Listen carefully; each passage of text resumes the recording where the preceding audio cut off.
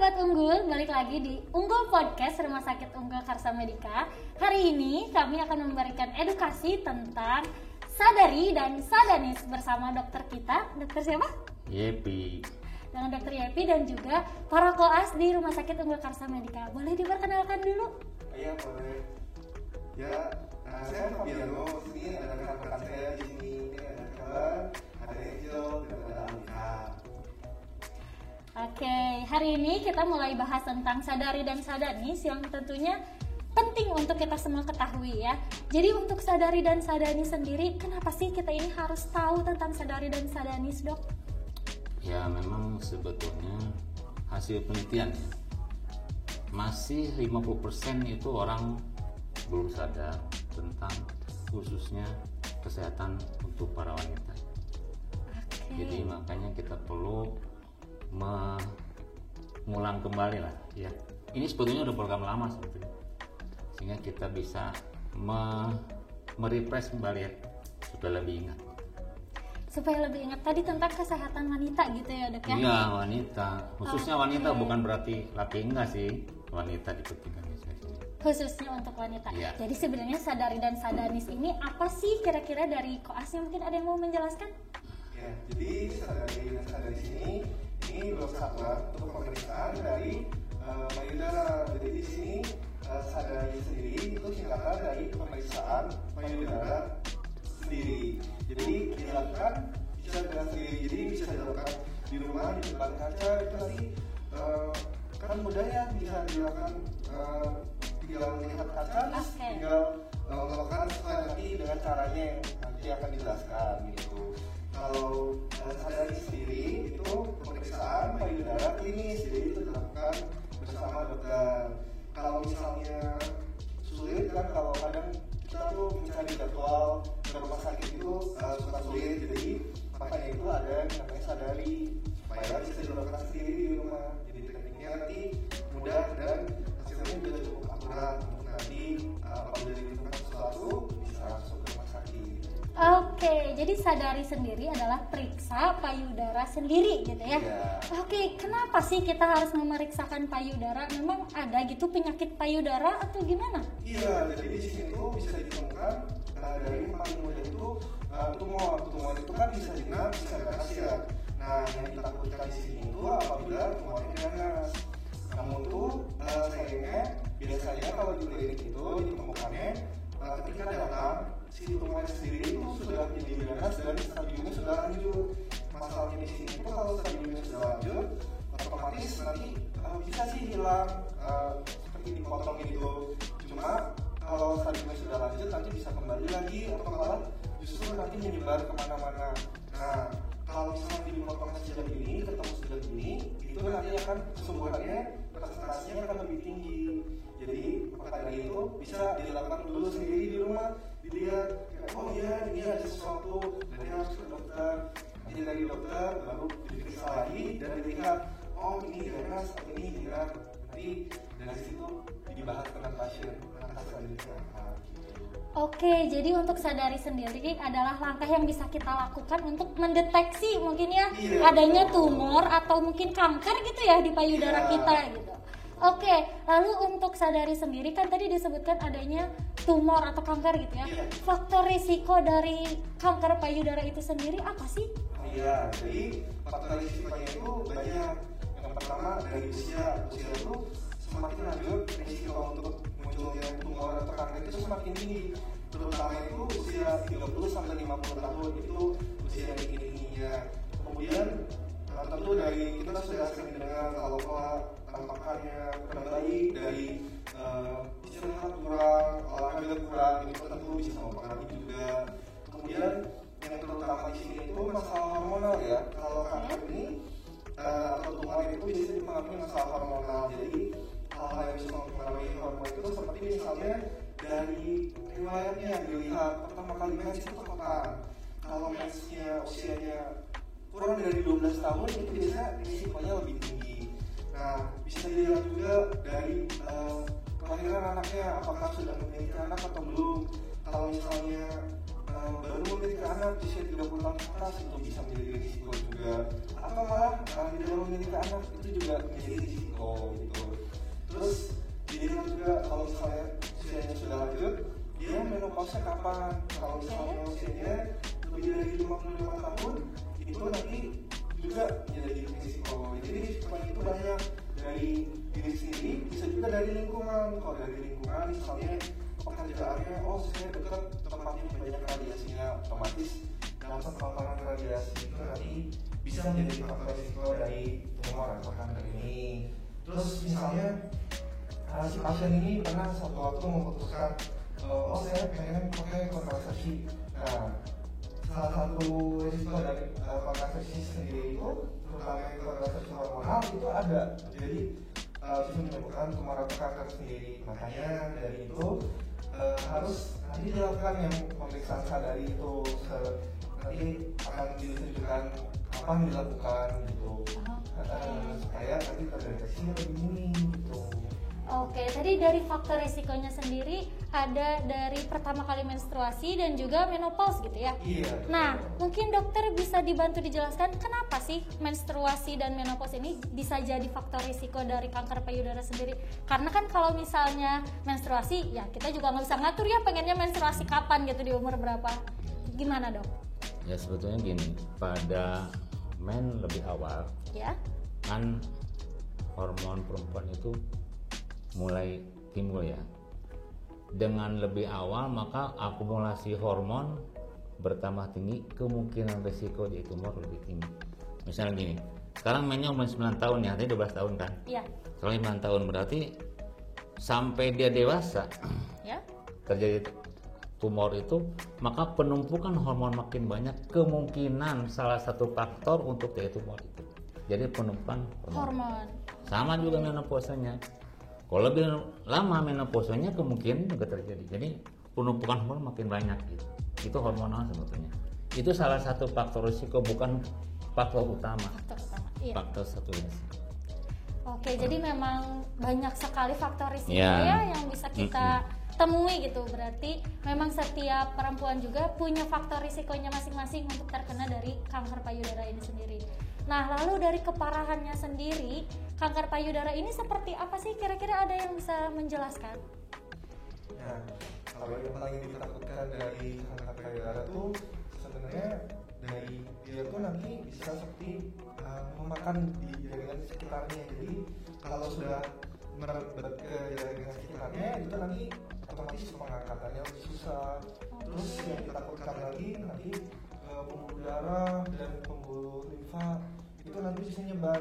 Mungkin pernah dengar kata metastasis ya, yang menyebar kemana-mana, paru kemana. Nah itu nanti susah lagi, soalnya kan otomatis masing-masing lokasi akan berjalan masing-masing dan susah juga kan kalau mengangkat ini, mengangkat itu gitu.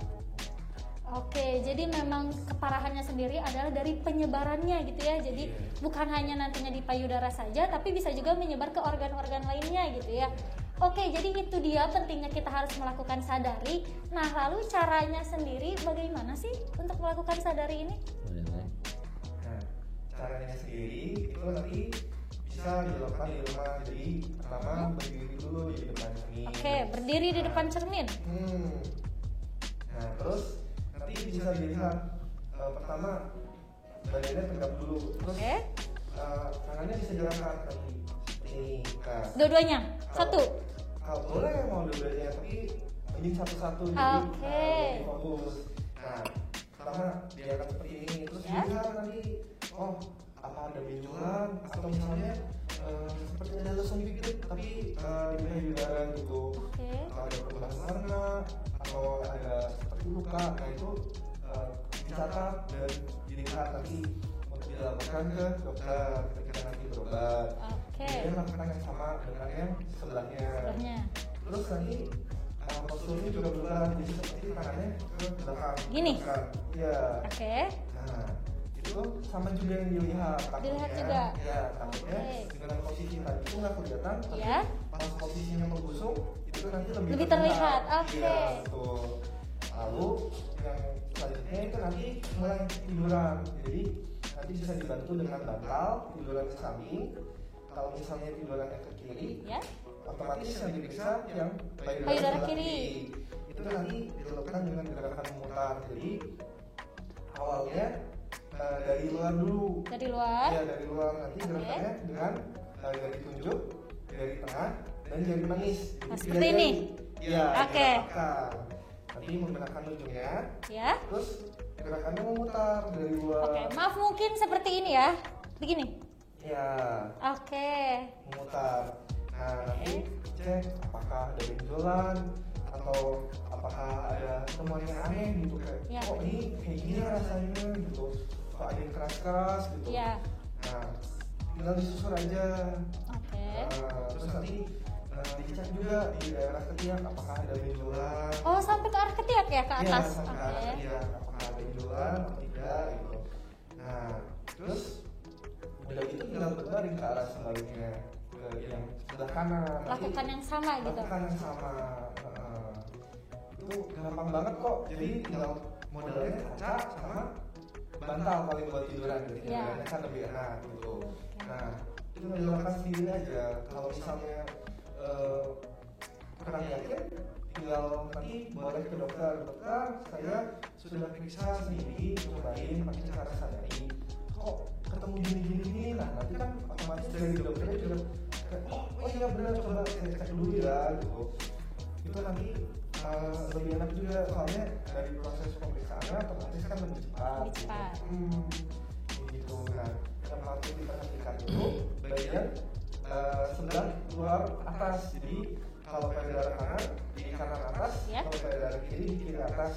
Itu biasanya sering banget ditemukan adanya tumor ini gitu. Nah, jadi harus diperhatikan di lokasi itu. Jadi mungkin seperti ini ya, di sebelah mana? Di atas? Kalau di payudara kanan berarti Di kanan atas. Oke. Ke payudara sebelah kiri Di kiri atas. Gitu. Berarti yang harus kita perhatikan adalah ketika melakukan sadari ini, apakah ada luka, ya, apakah ada benjolan, apakah warnanya berkemerahan gitu ya? Iya, sama jangan lupa juga ketika lagi periksa di daerah puting, Ya. coba diurut putingnya. Itu nanti apakah keluar, kok misalnya jadi keluar seperti kuning-kuning atau misalnya merah, nah itu cepat lapor nanti ke dokternya gitu.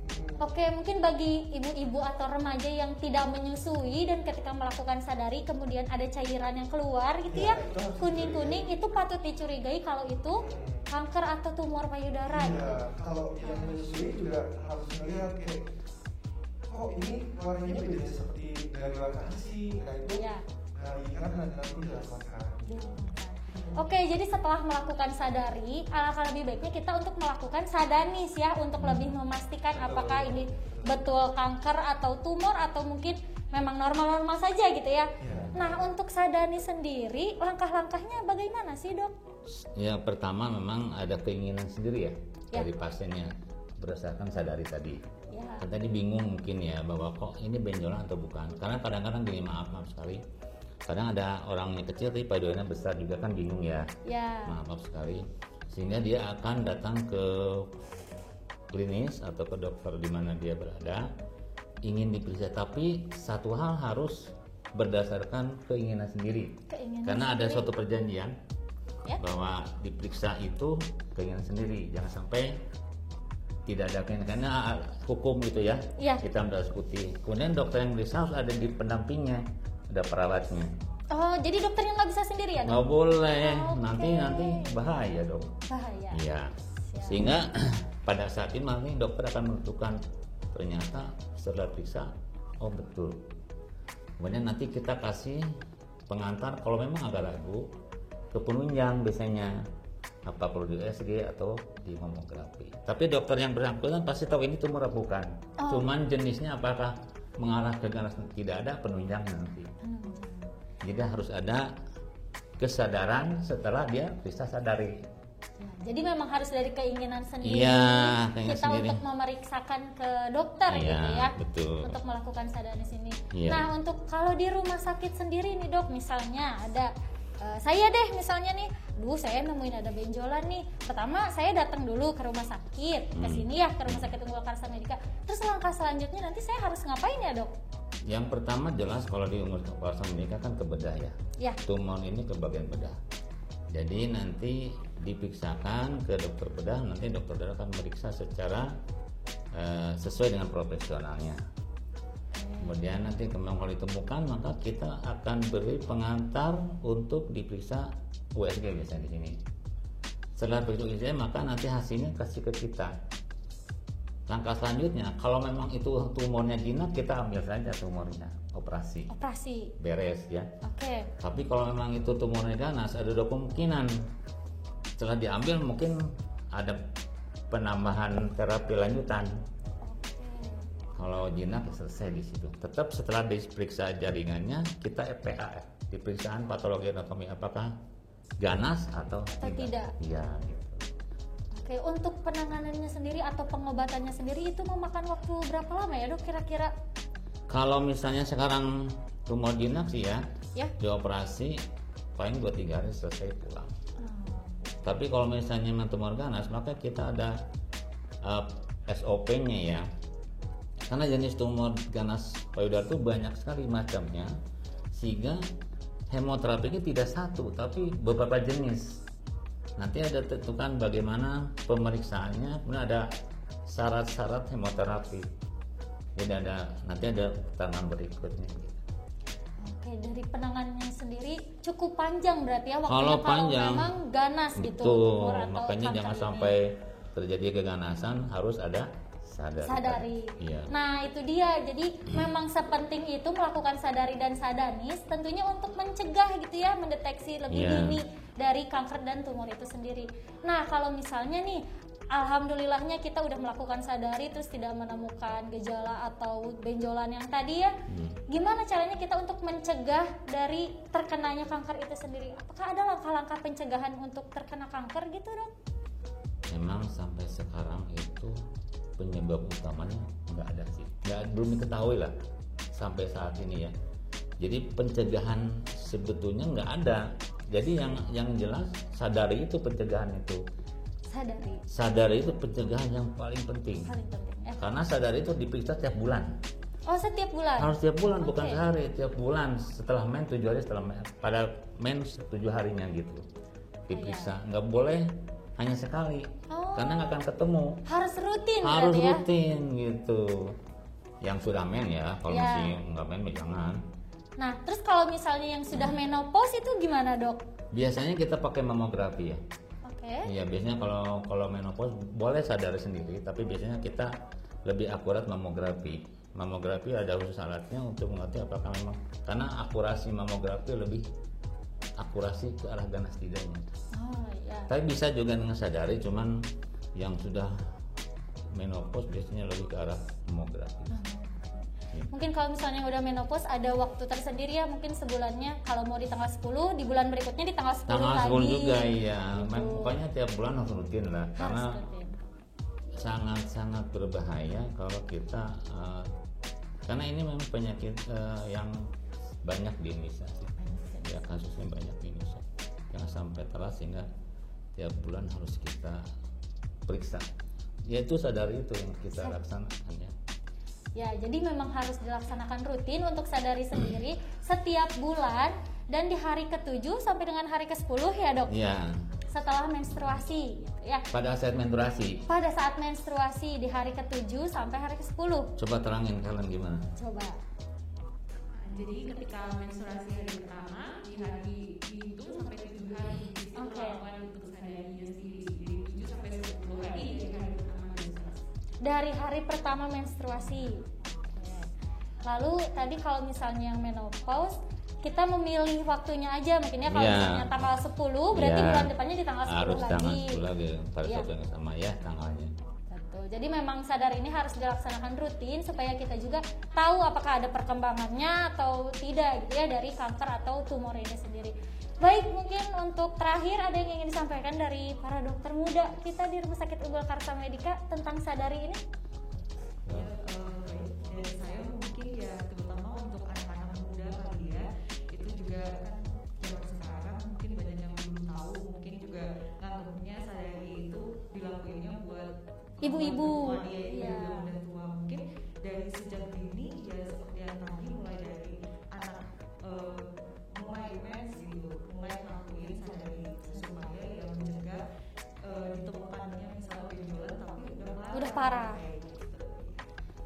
Oke, dari dokter muda yang lain mungkin ada yang ingin menambahkan? Ini nama?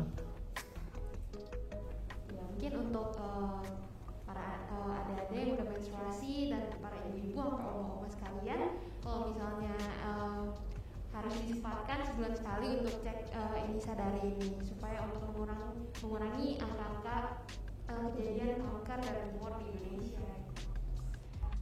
Oke, langkahnya mudah dan sebaiknya kita laksanakan setiap bulan, tentunya untuk sama-sama mencegah dari adanya kanker atau tumor itu sendiri.